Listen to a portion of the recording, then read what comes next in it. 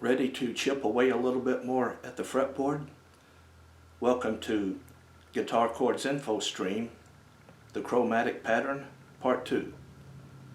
In Part 2, I want to show you how to use the 12-tone rows that are given in the description on the video, and also you can find them on the social media for Guitar Chords Info Stream, the Instagram page and Facebook page.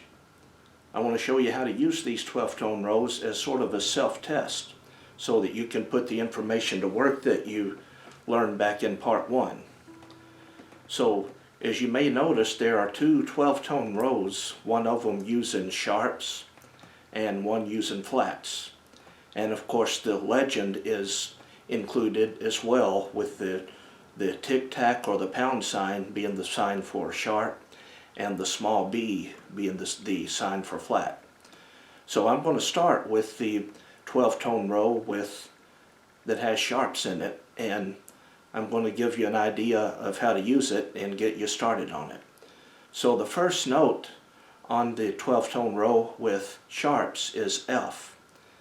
So what we want to do is find the F note on the 6th string. So we know that the 6th string open is E, and the next note in our pattern happens to be F, which would be at the 1st fret. Because again, there's not a note between E and F like there are most other notes. Example, there's not an E sharp or an F flat in between E or F. So that's how we would find our F note. So the next one is A. So we would keep going up until we get to the note A. We're already at F here at the 1st fret. And then the next note in our pattern would be F sharp or G flat,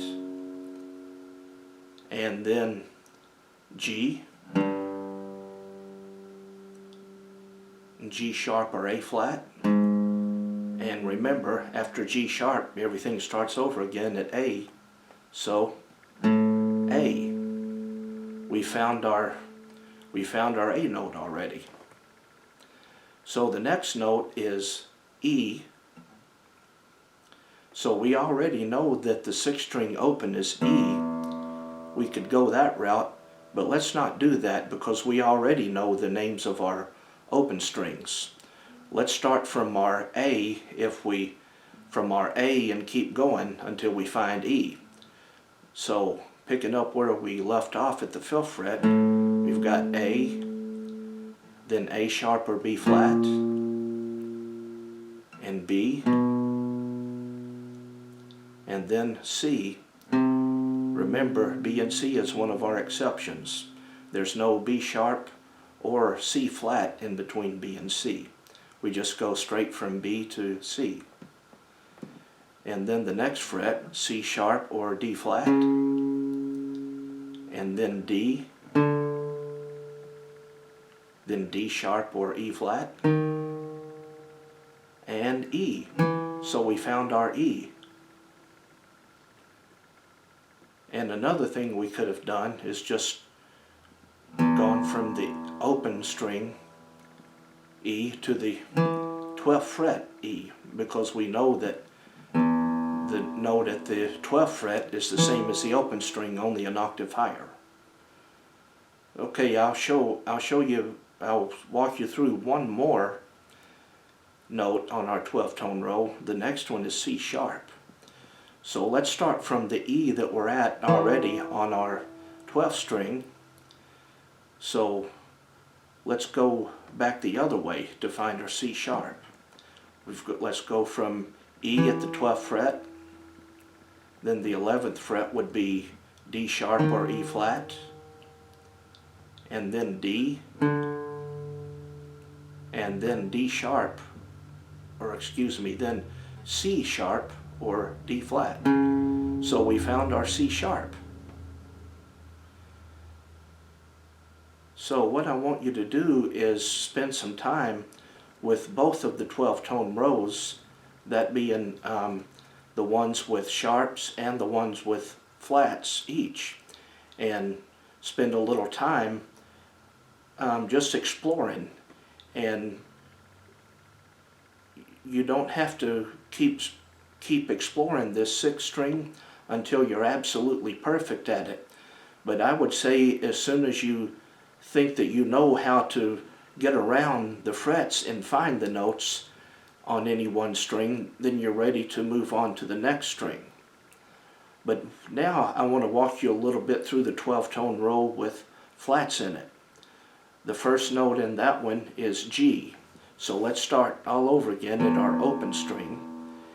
At our E string, we know that the 6th string open is E, and then the first fret is F, then F sharp or G flat, then G. Okay, we found our G. Now the next note in the 12-tone roll with flats is B flat. So let's go from our G to our B flat. So we're already at G, G sharp or A flat, A. And once again, remember, after G sharp, everything starts over again at A. So now we're at A, and then the next note would be A sharp or B flat. So we found our B flat. So that'll give you an idea of how to use these 12-tone rolls as sort of a, I guess, sort of an orientation and maybe a self-test. It's really up to you as to how much time to spend doing these, how much time to spend with the 12-tone rolls. But of course you want to do something to put the information to work before you go on to the next step or the next part, which will be part 3.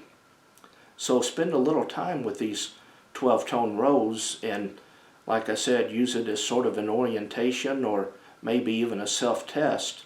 And when you think that you understand how to get up and down the frets on the 6th string, even though you may not be a seasoned pro at it yet, that's fine.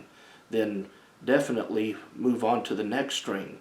And I think you'll know when it's time to move on to the next string. And also, from the 12th fret up, that's optional. Me personally, I would just, when using the 12-tone rolls, I would stay down in the first 12 frets. And whether you want to go up higher or not, that's totally up to you. And of course you may want to, if you have a guitar where you can reach these frets up here, then that would be fine. Also, that's another thing to think about, is whether or not you have a guitar for it. Example, for my guitar, it'd be kind of hard to reach the frets up here. But that's totally optional whether to spend any time finding the notes up above the 12th fret. Of course, if you're a beginner or intermediate player, you're probably not going to play that much up here yet anyway. So that's totally up to you, as well as it is up to you how much time to spend on each string. But when you've spent some time using the 12-tone rolls to find your way up and down the neck on the 6th string, then meet me in part 3 and we'll start on the 5th string. Look forward to seeing you there. And as always, if these videos are helping, please like, comment, and subscribe.